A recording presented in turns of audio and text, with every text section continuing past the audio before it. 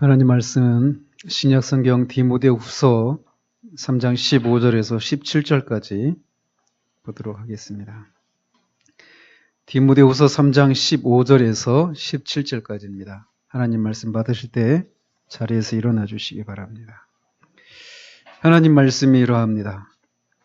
또 어려서부터 성경을 알았나니 성경은 능히 너로 하여금 그리스도 예수 안에 있는 믿음으로 말미암아 구원에 이르는 지혜가 있게 하느니라. 모든 성경은 하나님의 감동으로 된 것으로 교훈과 책망과 바르게 함과 의로 교육하기에 유익하니 이는 하나님의 사람으로 온전하게 하며 모든 선한 일을 행할 능력을 갖추게 하려 함이라. 아멘.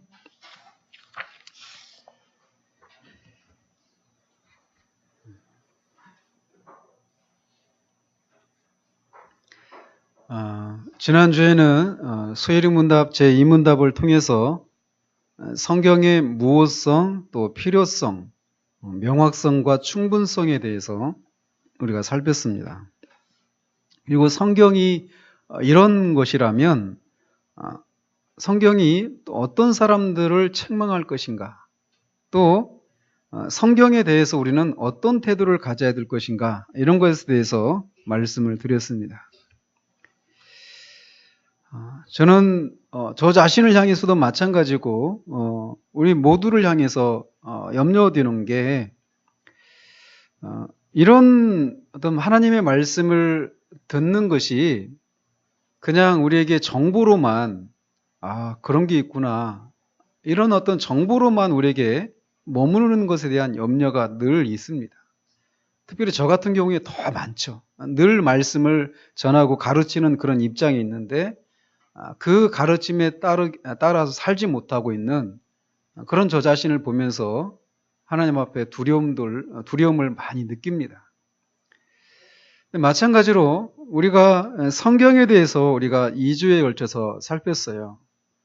그러면서 저는 기대하는 바는 성경이 정말 그런 것이라면 우리가 저번 주에 살폈던 것처럼 성경에 대해서 우리가 가져야 될 그런 태도들, 성경을 사랑하고 또 성경을 주신 하나님께 경배하고 성경을 위해서 싸우고 성경을 따라 살아가고 하는 이런 것들, 성경을 읽는 것들, 성경을 알려고 애를 쓰는 것들, 이런 것들이 실제로 우리 가운데, 우리의 삶 가운데 따라가지 않는다라면 나중에 우리가 들었던 이 말씀에 의해서 하나님이 우리를 심판하실 것이.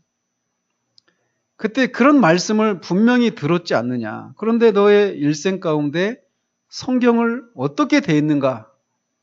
이렇게 하나님이 물으신단 말이죠. 그 하나님 앞 우리가 설 것을 생각하면서 우리가 이 말씀을 한번 듣는 것으로 그쳐버려서는 안 되고 이 말씀을 실제로 우리의 삶에 적용해야 될 것입니다. 다시금 말씀드립니다. 성경을 읽으십시오. 그리고 저는 이제 내년부터죠. 이제 이 주보에 성경 암송 구절을 한 구절씩 집어넣으려고 그래요. 그래서 내년 한 주에 한 구절씩 이렇게 암송을 해서 우리 교인들이 일주일 동안 그걸 외우는 거죠. 일주일 동안 그거 못 외우겠어요?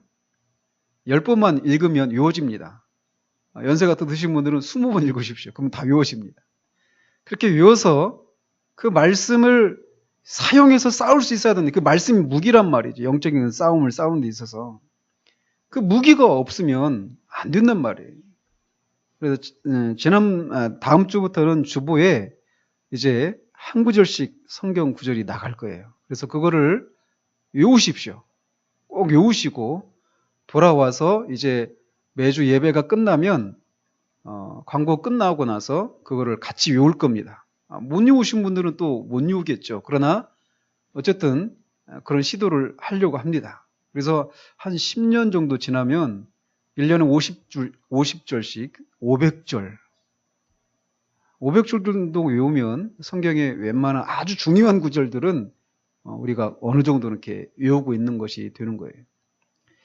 저도 같이 이제 시도를 할 겁니다. 자, 그래서 오늘은 이제 산문답으로 이렇게 넘어가서 그렇다면 그 하나님의 말씀인 성경에서 가르치고 있는 내용이 무엇인가에 대해서 살펴보도록 합니다. 근데 이제 시간을 계산해 보니까 이게 산문답만 가지고는 조금 짧은 것 같아요. 그래서 시간이 되면 사문답의 앞에 부분만 조금 더 이렇게 살펴보려고 합니다. 그래서 그 주부에도 실어놨지만 그 산문답이 이렇게 되어 있습니다. 문제가 한번 보십시오. 성경은 주로 무엇을 가르치고 있는가? 이렇게 묻고 있습니다. 성경은 주로 무엇을 가르치고 있는가? 이렇게 묻고 답하기를 성경이 가르치고 있는 것은 사람이 하나님에 대하여 어떻게 믿을 것과 하나님께서 사람에게 요구하시는 본분이다. 이렇게 답을 하고 있습니다. 즉 성경에서 주로 가르치는 것은 하나님을 어떻게 믿어야 하는가? 그리고 그 하나님께서 우리 사람들에게, 인간에게 요구하시는 것이 무엇인가를 주로 다루고 있다라고 말을 하고 있습니다. 여기서 성경에서 가르치고 있는 것은 무엇인가 이렇게 묻지 않고 성경에서 주로 가르치고 있는 것이 무엇인가 이렇게 묻고 있는 것을 우리가 주목할 필요가 있습니다. 그러니까 성경에서 주로 가르치는 내용이 있는데 그 이외에 성경에서 가르치지 않는 내용도 있다라고 하는 것을 우리가 유추할 수 있단 말이죠. 그래서 성경에서는 우리가 성경을 통해서도 배울 수 없는 것들이 있어요. 성경이 다루지 않는 것들이 있거든요. 예를 들면 성경은 우리에게 인간의 역사에 대해서 완전한 인간의 역사를 우리에게 제공해주고 있지는 않습니다. 성경에도 보면 이스라엘의 역사와 이스라엘을 둘러싼 그 주변에 있는 그 나라들의 역사적인 사건들을 다루고 있어요. 그죠? 애굽의 그 출애굽한 사건이랄지 또 뭐 가나안 땅을 정복하는 그런 과정 가운데 있었던 그런 역사들. 이스라엘 백성들이 살아가면서 주변 나라들과 전쟁했던 그런 역사들, 그들과 외교를 맺었던 그런 역사들 다 다루고 있습니다. 그들이 바벨론의 포로로 잡혀갔던 역사들, 다시 이스라엘로 돌아온 역사. 그리고 예수 그리스도께서 태어나셨던 그 당시에 이 세계 역사가 어느 시점을 지나고 있는지를 다루고 있어요. 분명히 인간의 역사의 일부를 다루고 있지만 그 역사라고 하는 것은 저와 여러분들을 구원하기 위한 그 하나님의 구속 사역을 설명하는 배경으로서 일부 역사를 다루고 있을 뿐이지 인류 역사의 모든 것을 다루고 있지는 않다라는 것입니다. 그러니까 성경을 보면 역사를 통찰할 수 있는 눈은 얻을 수는 있지만 역사적인 사건 어떤 세상 것들을 다 알 수는 없단 말이에요. 그러니까 인류 역사를 알려면 역사책을 따로 읽어야 되죠. 또 마찬가지로 성경에서는 우리가 접하는 그런 다양한 학문에서 요구하는 전문적인 지식도 우리에게 제공하고 있지는 않습니다. 여러분이 욥기를 읽어보면 특히 38장이나 이런 거 읽어보면 이 천체가 어떻게 생겨났는가 이런 것들을 약간은 언급하고 있습니다. 그 이외에서도 물리학이나 천체와 관련된 이런 것들을 상징적인 그런 수사법을 통해서 제공하고 있기는 하지만 일반 어떤 그런 그것도 아주 일부분만 상징적인 그런 기법을 통해서 전하고 있을 뿐이지 그 학문에서 요구하는 전문적인 지식을 성경이 우리에게 제공하고 있지는 않아요. 그러니까 수학이랄지 화학이랄지 물리학이랄지 생물이랄지 뭐 이런 것들을 성경이 전문적인 지식을 우리에게 제공하고 있지는 않다라는 거예요. 뿐만 아니라 우리 어른들도 그렇고 애들도 아주 궁금한 게 있죠. 공룡 얘기가 하나도 안 나오거든요, 성경에. 그죠? 공룡이 진짜 있었는가? 있었다라면 언제까지 있었는가? 이거 성경에서 말하고 있지 않습니다. 이 우주의 나이는 몇 살인가? 지구의 나이는 몇 살인가? 이런 것도 다루고 있지 않아요. 성경에는 이런 것들을 제공하고 있지는 않습니다. 심지어는 예수 그리스도의 생애에 대해서도 모두 우리에게 전해주고 있지는 않아요. 예수님이 마구간에서 나시고 나사렛으로 돌아간 사건을 기록하고 있죠. 그리고 나사렛에 사시는 동안 어떻게 사셨는지 구체적인 그 삶을 우리에게 거의 제공하고 있지 않습니다. 12살 때 예루살렘으로 갔다가 길을 잃어버린 그 부모와 떨어져서 있었던 그 사건, 겨우 그 정도의 사건만 우리에게 제시해주고 있습니다. 예수님이 어떻게 생기셨는지, 예수님의 용모에 대해서도 신체에 대해서도 키가 얼마인지 이런 것도 우리에게 제공해주고 있지 않아요. 지난주에도 제가 언급했던 배너라고 한 영화 혹시 보셨습니까? 거기 보면 예수님이 나오죠. 예수님 얼굴 보셨어요? 그 영화에서는 예수님 얼굴을 다루고 있지 않습니다. 뒷모습만 비춰주고 있어요. 그리고 이 심판받을 때도 멀리서 얼굴을 까맣게 처리해가지고 얼굴을 보이지 않고 있어요. 아주 성경적인 거죠. 성경에서 예수님의 용모를 말하고 있지 않거든요. 근데 오늘날 어떻습니까? 다른 영화들이나 이렇게 보면은 예수님의 뭐 얼굴 막 이런 거 있잖아요. 액자에 걸어놓고 막 그런 거. 그거 다 성경적이지 않죠. 성경에서 말하고 있지 않아요. 그리고 그 영화에 보면 예수님이 아주 또 미남으로 나오죠. 대부분. 그죠? 근데 이사야서 53장 보면은 그는 이 연한 순 같고 막 고난을 당해가지고 사람들한테 흠모할 만한 그런 모습을 갖고 있지 않다고 말하거든요. 그러니까 예수님이 그렇게 막 미남은 아니었을 것 같아요. 나이 30밖에 안 됐는데 50이 안 됐는데 네가 어떻게 아브라함보다 먼저 있었다고 말하냐 이렇게 유대인들이 공격하잖아요. 30대 했을 때 얼굴이 50대 얼굴로 보였으면 굉장히 노안이셨을 거라는 거죠. 그죠? 근데 TV에서 보여주는 모습과 달라요.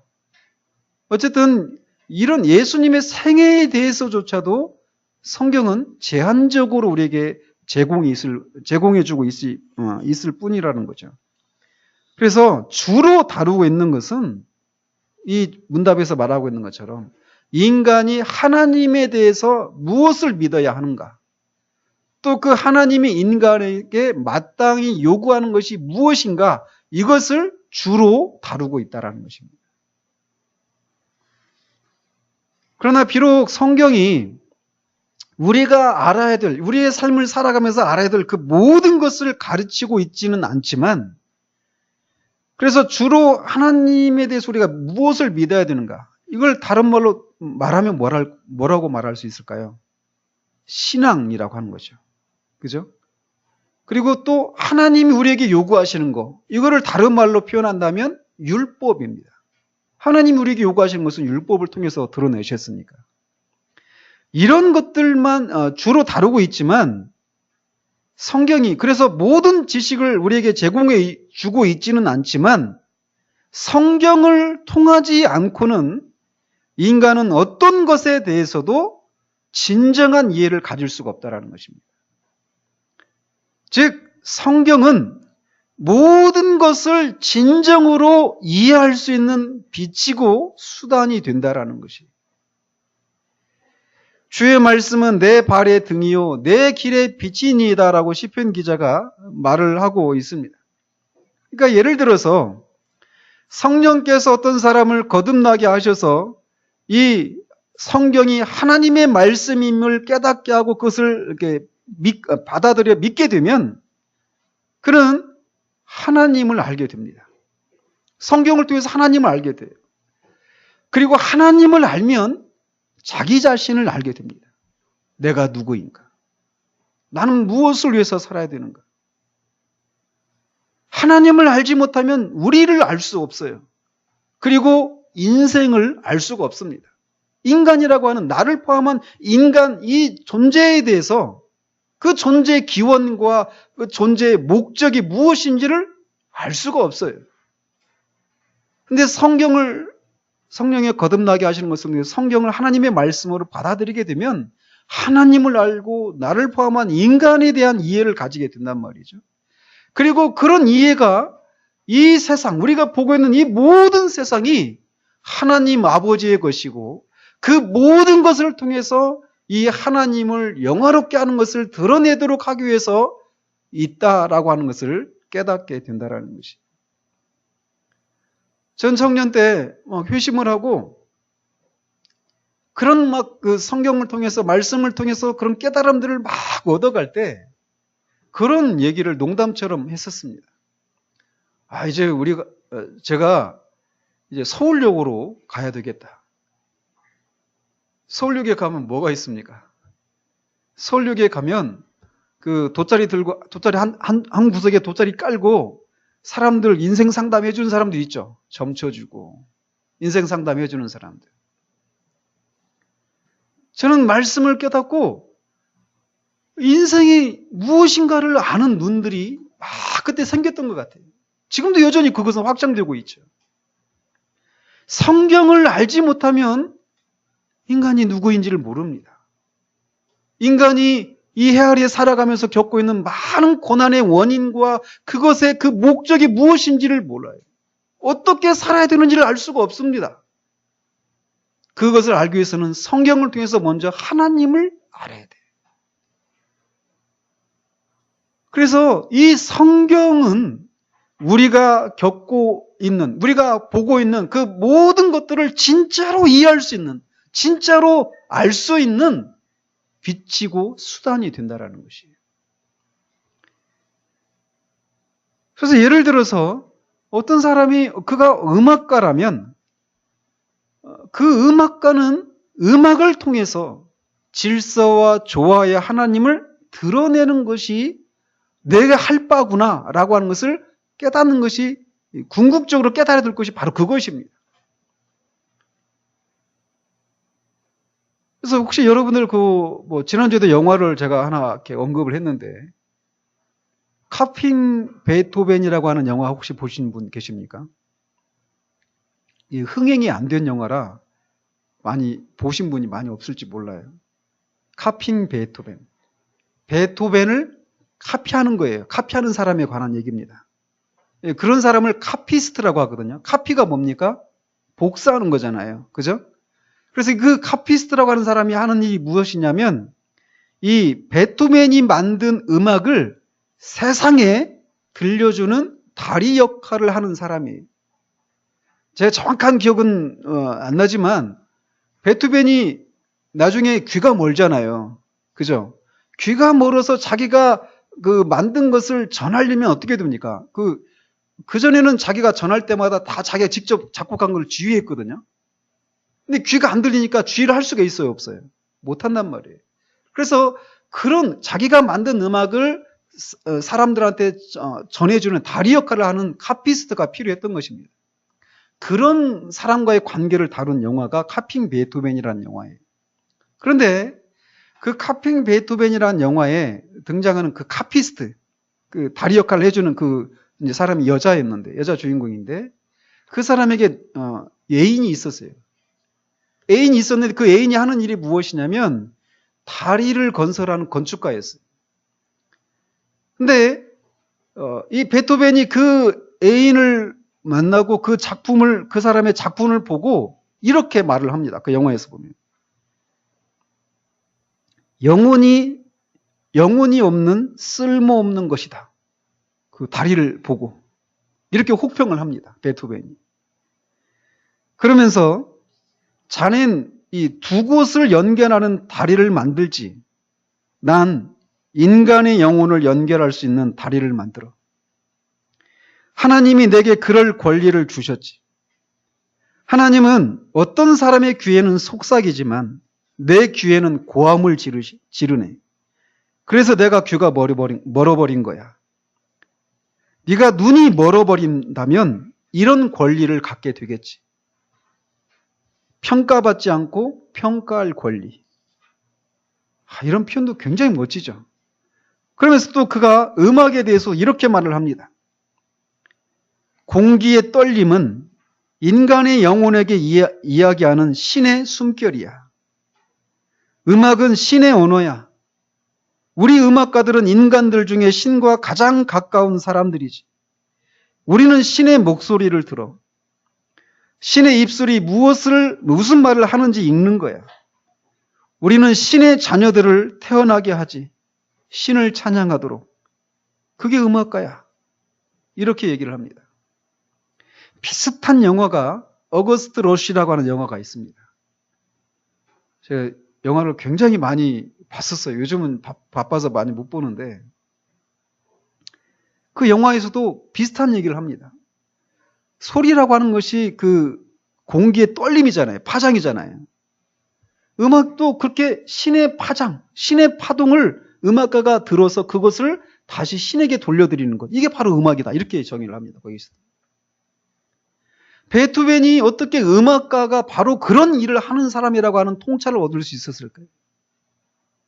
성경을 통해서 하나님을 알고 자신을 알고 자신에게 주어진 재능을 통해서 궁극적으로 해야 될 일이 무엇인가를 알았기 때문에 그랬습니다.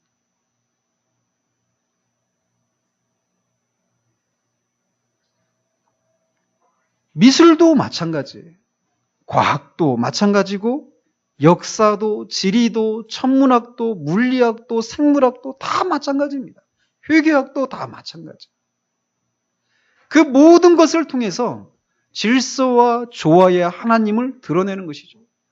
나는 학문을 하고 있지 않은데요. 난 집에서 가정주부로 있는데요. 설거지도 질서와 조화를 표현하는 것입니다. 집안 살림을 하는데 질서 있게 조화롭게 하는 것도 창조주 하나님의 어떠한 것을 드러내는 것이에요.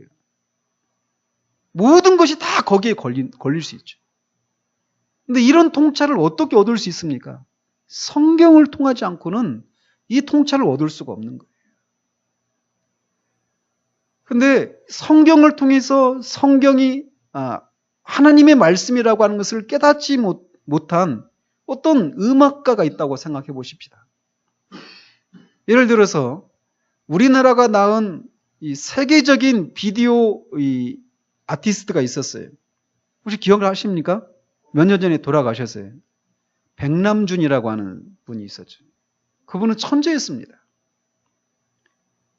뛰어난 천재였어요.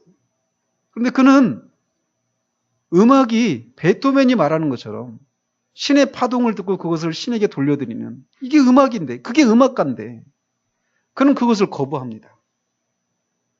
그러면서 바이올린을 줄에다 매달고 로마 시내를 하루 종일 끌고 다닌 바이올린을. 바이올린이 어떻게 됐을까요? 다 박살나죠. 그거를 부인하는 겁니다. 그런 행동을 통해서. 피아노 연주회를 하고 사람들을 다 불러 모으고 피아노를 연주하는데 피아노 연주하지 않고 도끼로 피아노를 막 깨부숩니다. 그럼 그게 예술 행위예요.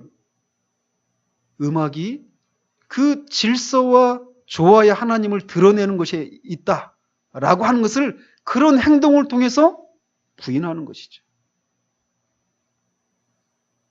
성경을 통해서 성경이 우리가 알아야 될 그 모든 것을 가르치고 있지는 않아요. 주로 신앙과 율법에 대한 것을 우리에게 전해주고 있지만 이 성경의 빛을 가지지 못하면 우리가 우리의 모든 삶을 통해서 하나님의 어떠하심을 드러내는 것을 방법도 그런 목적도 알 수가 없다라는 거예요.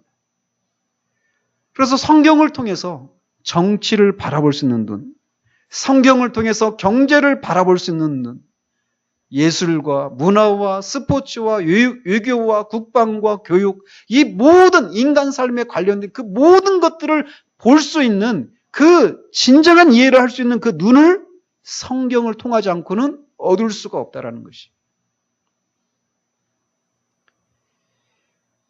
우리는 이것이 우리에게 요구되어지는 시대를 요구되어집니다. 그렇기 때문에 성경을 통해서 성경의 지식, 어떤 구체적인 사건 이거 아는 것도 굉장히 중요해요. 그래서 읽어야 됩니다. 그러나 그것으로 끝이면 안 되고 성경을 성령의 조명하심을 통해서 그 성경의 그 진짜 그 의미를 깨닫고 이렇게 표현하면 또 어떤 사람들은 저번에도 말씀드렸지만 성경을 이 로고스와 레마로 나누어서 레마의 말씀으로 알아야 된다 하면서 이 주관적인 그런 체험을 강조하는 그런 위험이 있지만 분명한 것은 성경을 깨달으려면 우리는 성령의 조명하심이 필요합니다. 어쨌든 그런 성령의 조명하심을 통해서 하나님을 알고 인간을 알고 우리의 삶을 통찰할 수 있는 눈들이 우리 가운데 요구된단 말이에요. 그래서 성경이 통일성이 있잖아요. 일관성이 있잖아요. 그런 것처럼 우리가 우리의 삶을 살아가는 데 있어서도 아까 언급해드린 것처럼 그런 모든 삶의 영역에서 일관되고 통일된 그런 시각을 가질 수 있기 위해서는 성경의 빛을 소유해야만 합니다. 그런데 우리는 성경을 너무나 읽지를 않아요. 성경을 너무나 읽지 않고 읽되 통일되고 일관된 시각을 그런 통찰대로 얻을 수 있는 방식으로 성경을 읽지를 않는다는 것이 문제라는 것입니다. 하나님은 우리를 그냥 신앙적인 열심을 내는 종교인으로 만들기 위해서 이 땅에 우리를 보내시지 않았어요. 제가 자꾸 이런 영환을 언급해 드리는 것은 하나님을 믿는 일에 우리가 성숙한 그리스도인이 된다라고 하는 것은 이 종교적인 그런 영역에서 우리가 열심을 내고 그런 일들에 있어서 성장하는 것만 가르치고 있는 것이 아니란 말이에요. 그것을 통해서 우리의 삶을 살아가야 된단 말이에요. 일상의 삶을 말이에요. 그렇기 때문에 제가 자꾸 언급을 해드리는 거예요. 소위 일반 은총이라고 하는 것이 우리가 특별한 은혜를 받은 사람들이 일반 은총의 영역에서 살아가는 것이거든요. 그렇기 때문에 우리에게는 이 성경의 빛이 반드시 필요합니다. 그래서 이 성경에서 주로 가르치고 있는 것이 우리가 하나님을 어떻게 믿어야 하는가, 또 하나님은 또 우리에게 요구하시는 것이 무엇인가, 이 두 가지를 주로 다루고 있는데, 우리가 지금 다루고 있는 이 소유리 문답은 이렇게 성경이 주로 다루고 있는 이 첫 번째 내용인 하나님에 대해서 우리 인간이 어떻게 믿어야 하는가, 이것을 제4문에서부터 38문까지에서 다루고 있습니다. 그리고 39문부터 107문까지는 하나님이 우리에게 무엇을 요구하시는가를 다루고 있는데, 그 부분을 크게 세 부분으로 나눠서 다루고 있어요. 하나는 율법. 그래서 율법은 특별히 10계명을 가지고 다루고 있습니다. 그리고 성례. 성례에는 뭐가 있죠? 성찬과 세례가 있죠. 그러니까 율법을 먼저 다루고 그 다음에 성례를, 세례와 성찬을 다루고 그 다음에 기도에 대해서 다룹니다. 그래서 기도를 일반적인 것을 다루고 나서 주기도문을 다뤄요. 그렇게 해서 107문까지 해서 이렇게 하나님에 대해서 우리가 무엇을 믿어야 하고 하나님이 우리에게 무엇을 요구하시는가를 그런 구조로 다루고 있는 것을 봅니다. 그래서 우리가 하나님에 대해서 무엇을 믿어야 하는가에 대해서 소유름답이 다루고 있는데, 이것은 오늘날과 같은 시대에 너무나 중요합니다. 왜냐하면 오늘날은 사람이 무엇을 신앙해야 하는지, 무엇을 믿어야 하는지에 대해서 크게 중요하게 생각하지 않는 시대이기 때문에 그렇습니다. 그러니까 이단이 넘쳐나고 있는 거예요. 무엇을 믿는 것은 중요하지 않고 어떻게 사는 것이 더 중요하다라는 것입니다. 쉽게 말하면 교리보다는 삶이다, 이런 주장이죠. 그래서 그런 삶을 살아가기 위해서 우리에게 감정적인 그런 자극을 주는 것, 이런 것이 오늘날 설교의 거의 대부분의 그런 풍조예요. 무엇을 믿어야 하는가에 대한 것을 그렇게 크게 다루지 않고 있는 시대를 우리가 살고 있단 말이죠. 그러니까 설교가, 교리적인 설교가 많이 없습니다. 그러니까 교리를 설교하는 것이 아니라 교리적인 설교 말이에요.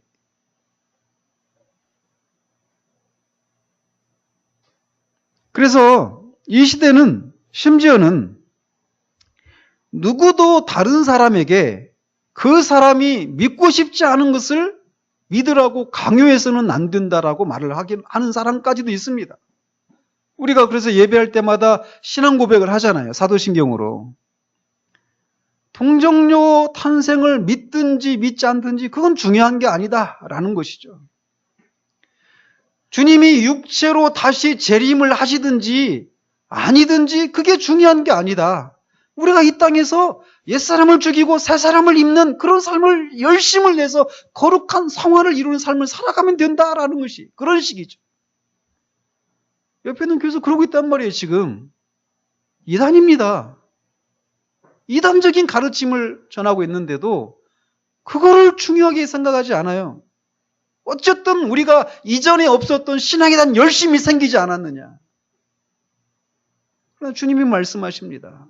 좋은 나무마다 나쁜 열매를 맺지 않고 나쁜 열매가 아름다운 열매를 맺을 수 없다라고 말씀합니다. 우리가 하나님에 대해서 무엇을 믿는가, 바른 이런 신앙이 없으면 바른 삶을 살 수가 없는 거예요. 우리가 무엇을 믿는지를 알지 못하는데 바른 삶을 살 수 있을까요? 어떻게 살아야 되는가를 알 수 있을까요? 결코 있을 수가 없습니다. 그런데 이런 일에 우린 열심을 내지 않는 시대를 살고 있어요. 무엇을 믿는가가 중요하지 않다라고 하는 것 같은 그런 시대를 우리가 살고 있단 말이죠. 2단이면 어떻고 3단이면 어때? 2단 교회를 다니고 있는 어떤 사람한테 들은 얘기예요. 근데 참 묘한 것이 지난주에도 잠깐 언급을 해드렸지만 2단 교회에서 병 낫고 하는 사람들이 많죠. 참 희한하게 많습니다. 사단도 얼마든지 광명의 천사로 위장을 해서 그런 일을 할 수 있단 말이에요. 능력을 행할 수 있단 말이에요. 2단이면 어떻고 3단이면 어때요? 내가 병이 나았는데 이런 식이죠. 2단이면 어떻고 3단이면 어때? 뭐 그렇게 그런 교리적인 설교를 하려고 애를 쓰느냐. 어쨌든 내가 이전에 없었던 신앙에 대한 열심이 생기지 않았느냐. 교회에 대한 그런 충성이 생기지 않았느냐. 그러면 됐지. 뭘 믿는 거가 그렇게 중요하느냐.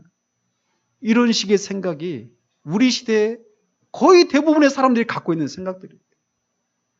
그러니까 누군가가 우리가 믿는 바가 무엇인가, 하나님은 어떤 분이신가 하면서 교리에 대한 그런 관심과 열심을 가지면 또 우리 은수점 얘기한 것처럼 신학교 가려고 그래요? 이렇게 말한단 말이에요. 바른 삶을 위해서 우리가 하나님에 대해서 무엇을 믿어야 되는지에 대한 바른 지식을 가져야만 합니다. 그래서 앞부분에서 그 내용을 다루고 있어요. 하나님에 대해서 우리가 무엇을 믿어야 하는가에 대해서, 신앙에 대해서 말이에요. 그러나 소리문답은 그것으로 그치고 있지 않습니다. 진실한 신앙만을 가지고 그것만 가지고 있지 삶의 열매를 맺지 않는다면 아무런 의미가 없기 때문에 그렇습니다.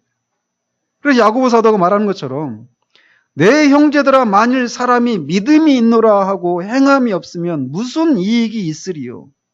그 믿음이 능히 자기를 구원하겠느냐?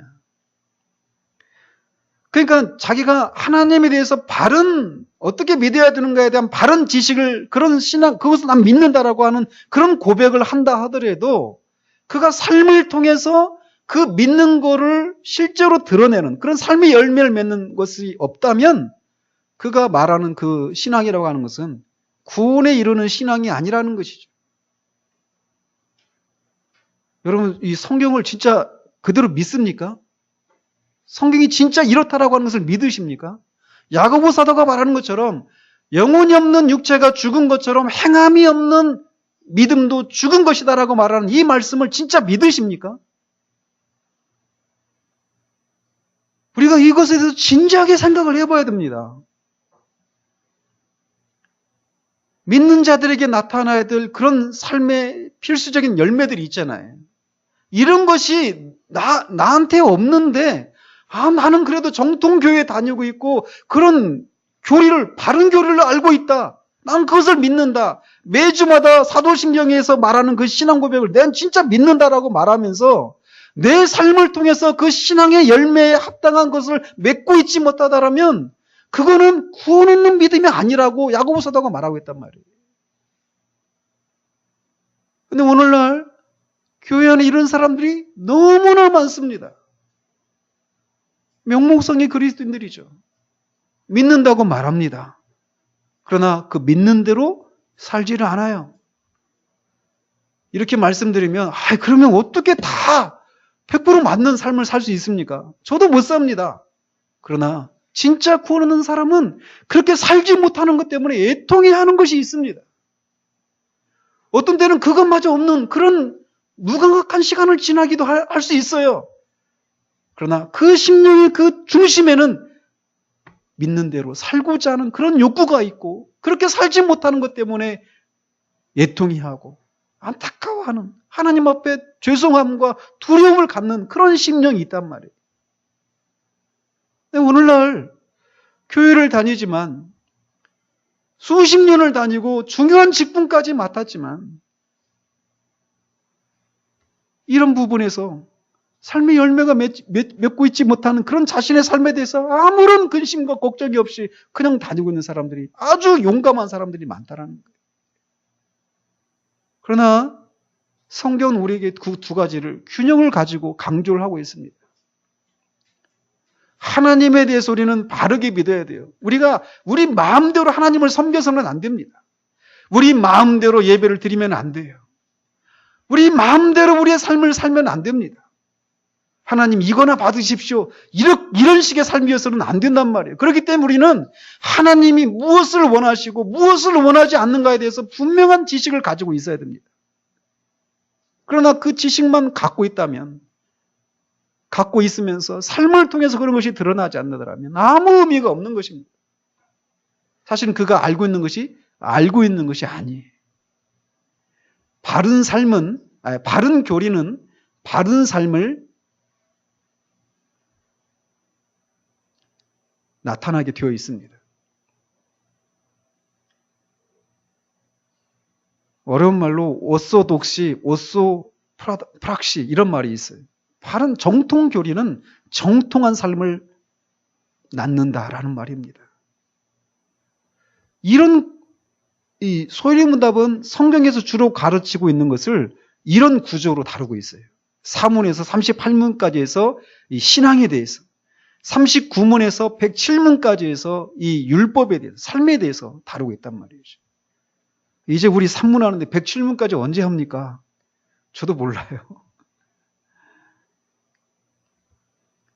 근데 이 소요리 문답에서 이 율법이 신앙보다 앞에 있다고 말씀드렸습니까? 뒤에 있다고 말씀드렸습니까? 율법이 신앙보다 앞에 있어요? 뒤에 있어요?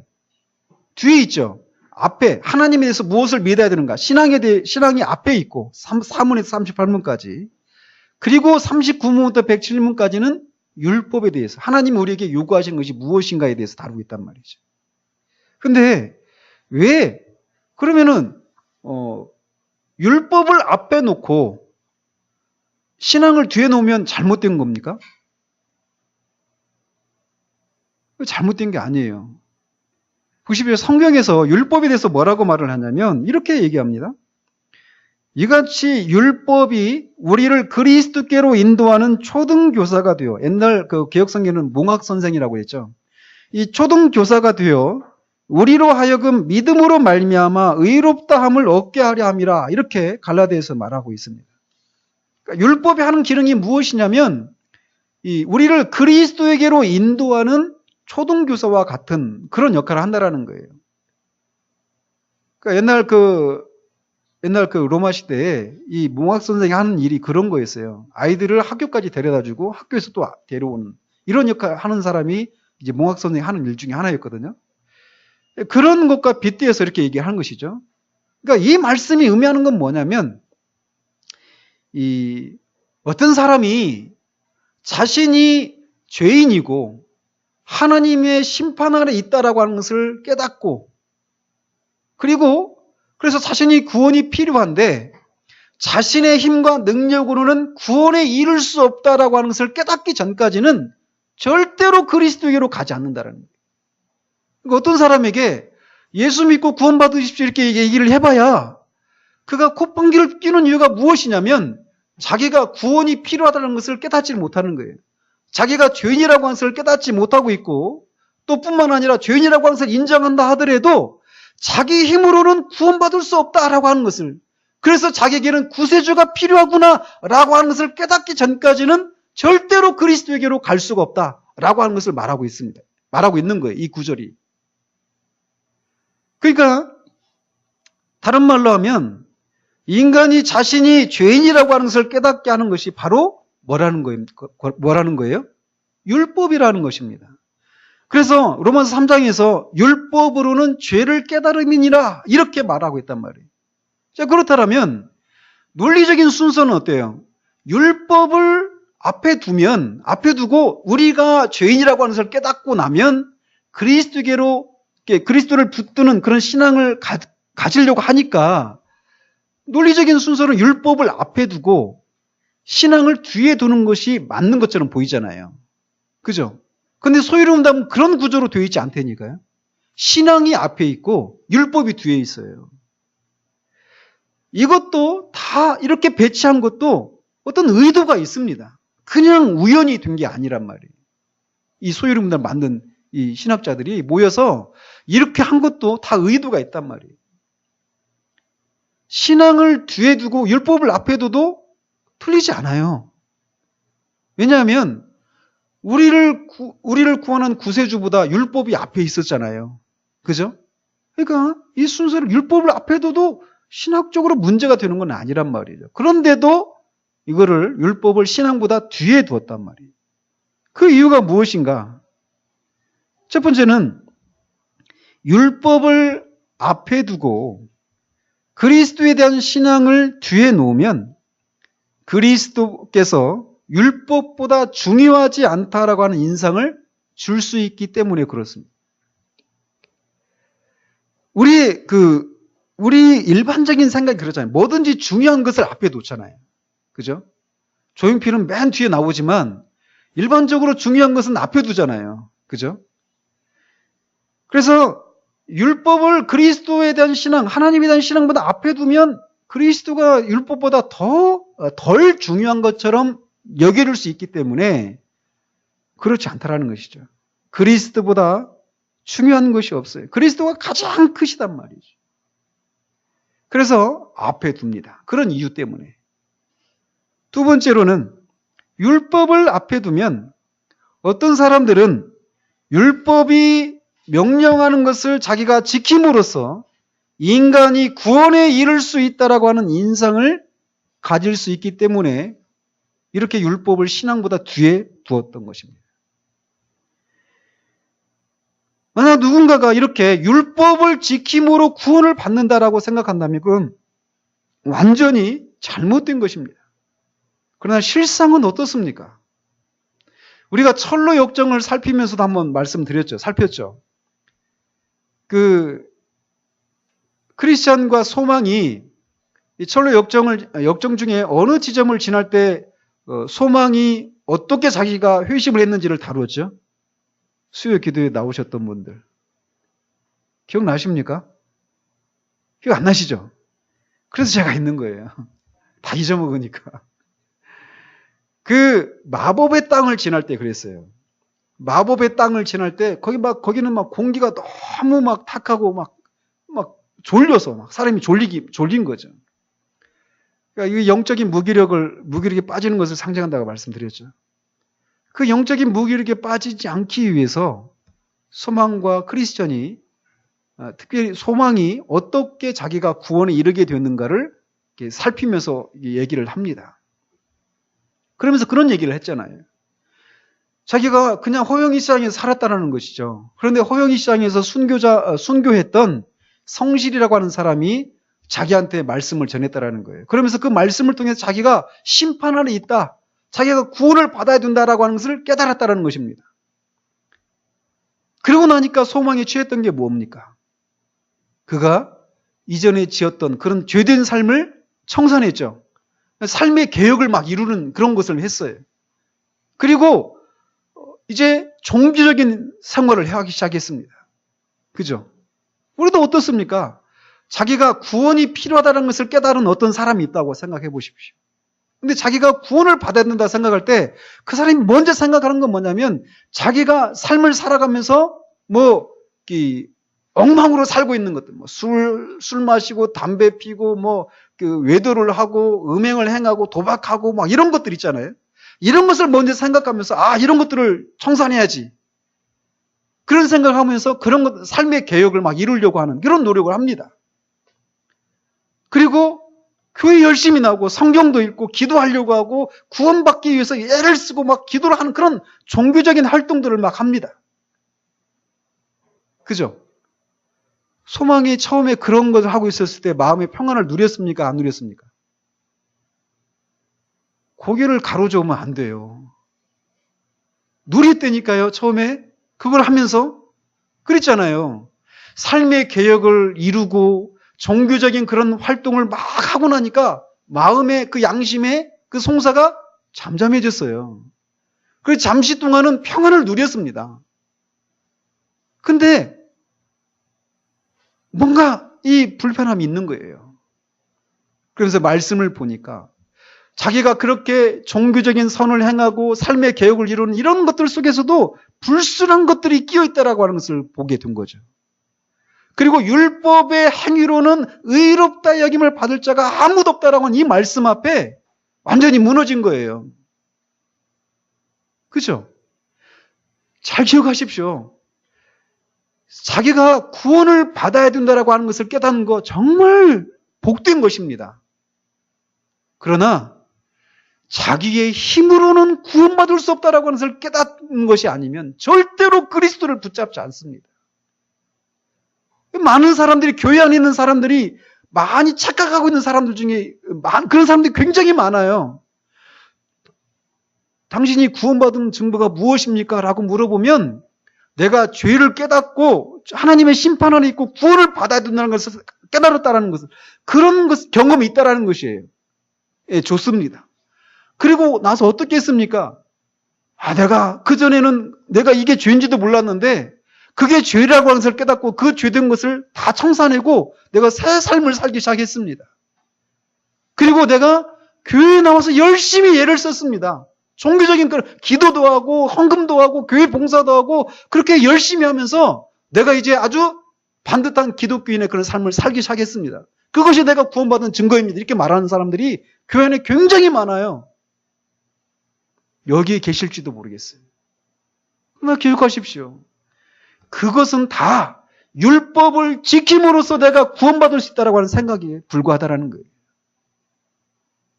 율법을 지키는 것으로 우리가 구원받을 수 없습니다. 무엇으로 구원받습니까? 예수 그리스도를 믿음으로 구원을 받은 거예요. 율법을 지키는 것으로는 내가 하나님이 요구하시는 그 정도의 삶을 살 수가 없어요. 살인하지 말라. 나 살인 안 했으니까 이것은 지켰네. 주님이 말씀하시잖아요. 다른 사람을 향해, 형제를 향해서 이 바보 멍텅구리. 너 왜 태어났어? 넌 태어나지 말아야 돼. 이렇게 그 사람을 무시하고 미워하는 그 마음도 이미 살인을 한 거라는 거예요. 여러분들 자녀를 향해서 그런 마음이 있잖아요. 여러분들이 남편을 향해서 그런 마음이 있잖아요. 여러분의 아내를 향해서 그런 마음이 있잖아요. 여러분의 부모를 향해서 그런 마음이 있잖아요. 그러므로 살인하지 말라라는 이 계명 앞에 자유로운 사람이 누가 있습니까? 아무도 없습니다. 다 우리는 살인자예요. 손에 실제로 칼을 들고 있지는 않지만 마음에 칼날을 품고 누군가를 죽였던 사람이고 죽이고 있는 사람이란 말이에요. 하나님의 율법은 한 가지만 지키면 안 돼요. 99가지를 지키다가 한 가지만 못 지켜도 전체를 안 지키는 것이 되는 겁니다. 오늘 지키다가 내일 못 지키면 그것도 안 지킨 거예요. 모든 것을 모든 순간에 지켜야 돼요. 완전하게. 그렇게 지킬 수 있는 사람이 누가 있습니까? 아무도 없습니다. 단 한 사람 빼고. 우리 주 예수 그리스도. 그분이 그 율법을 완전하게 지키신 거예요. 그래서 저와 여러분이 지키지 못했던 그 율법에 대한 형벌을 대신 받으시고, 저와 여러분이 지키지 못했던 그 율법을 그분이 대신 다 지키시고 얻으신 그 의를, 그 생명을 그를 믿는 자들에게 주시는 거예요. 예수를 믿는다라고 하는 것은 바로 그것입니다. 우리는 태어나면서부터 율법주의자로 태어납니다. 사람이 이 부분에서 오랜 시간을 보내면서 그냥 내가 이전에 그런 생활을 하기 전에 내 모습과 지금의 내 모습이 너무나 달라져 있거든요. 그러니까 나는 구원받은 사람이라고 철석같이 생각하고 있는 사람들이 있어요. 오늘날 교회 안에 많아요. 그러나 기억하십시오. 오직 믿음으로 해요. 오직 예수 그리스도를 믿음으로만 우리는 구원을 받을 수 있단 말이에요. 근데 소요리 문답이 그것을 율법을 앞에 두면 태어나면서부터 율법주의자로 태어나는 우리들이 이 율법을 지키면 내가 구원받을 수 있겠구나. 이런 생각을 할 수 있기 때문에 이 율법을 신앙보다 뒤로 미뤄 놓았다는 것이죠. 마지막으로 율법을 앞에 두고 그리스도에 대한 신앙을 뒤에 두면 우리가 그리스도를 믿고 구원받은 이후에는 더 이상 하나님의 율법이 필요 없구나라고 하는 생각을 가질 수도 있기 때문에 율법을 신앙보다 뒤에 두는 것입니다. 예수 그리스도를 믿고 구원받았으니까 이제 나는 마음대로 살아도 되겠구나. 구원받았으니까 이렇게 할지 모른다는 것이죠. 이런 사람들을 어려운 말로 율법 폐기론자라고 합니다. 우리 주일학교 친구들 뭐라고요? 율법 폐기론자. 율법을 폐기했다. 난 율법이 더 이상 나한테 상관이 없다. 우리는 특별히 기억하십시오. 율법 폐기론자들이 어떤 사람들에게서 많은지 아십니까? 개혁주의 신학을 표현하는 사람들에게서 많습니다. 이게 참 무서운 일이에요. 개혁주의를 표방하는 교회치고 우리가 하나님에 의해서 무엇을 믿어야 되는가에 대해서 강조하지 않는 교회는 없습니다. 그래서 거기서 소요리 문답, 하이델베르그 요리 문답, 웨스트민스터 신앙고백서, 기독교 강요, 이런 신앙고백서에 대해서 열심히 가르칩니다. 그러면서 정작 우리가 믿는 바에 따라서 살아가는 삶에 대해서 그렇게 강조하지 않는 이런 게 많아요. 왜? 오직 예수 그리스도를 믿음으로 우리가 구원을 받았기 때문에 내 행위를 따라서 구원받은 것이 아니라 예수 그리스도의 의를 인해서 우리가 구원을 받은 것이기 때문에 더 이상 율법을 지키는 것은 아무런 의미가 없다라고 하는 이런 잘못된 생각을 가진 사람들이 교회 안에 많아요. 특히나 이 교리를 아는 사람들이. 저 같은 사람들이 이 교리를 악용을 할 위험이 굉장히 많습니다. 예수 그리스도를 믿을 때 우리는 우리의 과거와 현재와 미래의 죄까지 다 용서받았습니다. 이것을 악용하는 거예요. 그래서 율법을 신앙보다 뒤에 두는 이유가, 세 번째 이유가 바로 이런 것들입니다. 요한은 하나님을 사랑하는 것은 이것이니 우리가 그의 계명들을 지키는 것이다. 지키는 것이라고 말합니다. 이렇게 소요리 문답은 그리스도 한 인격 안에서 그의 인성과 신성을 분리하지 않는 것처럼 하나님에 대한 신앙과 하나님이 우리에게 요구하시는 그런 삶에 대해 삶을 분리하지 않습니다. 이 두 가지가 같이 있어요. 우리는 이 성경에서 주로 가르치고 있는 것이 바로 이것입니다. 우리는 하나님을 어떻게 믿어야 하는가? 그 하나님은 우리에게 무엇을 요구하시는가? 이 두 가지를 주로 가르치고 있고, 우리는 이 두 가지에 대해서 바르게 알아야 되고, 또 바르게 안 것에 따라서 바르게 살아야 합니다. 이것을 위해서 우리가 이것을 하고 있는 거예요. 이 바른 지식과 바른 삶이 우리 가운데 있어서 우리를 통해 하나님이 어떤 분이신가를 드러내고 증거되어지는 그런 삶을 살아가는 우리 모두 되어지기를 바랍니다. 기도하겠습니다.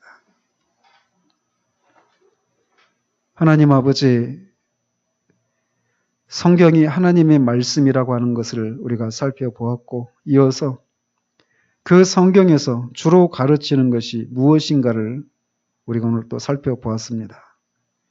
하나님 아버지, 정말 하나님에 대해서 우리가 무엇을 믿어야 하는가에 대해서 그렇게 중요하게 생각하지 않는 시대 가운데 우리가 살아가고 있습니다.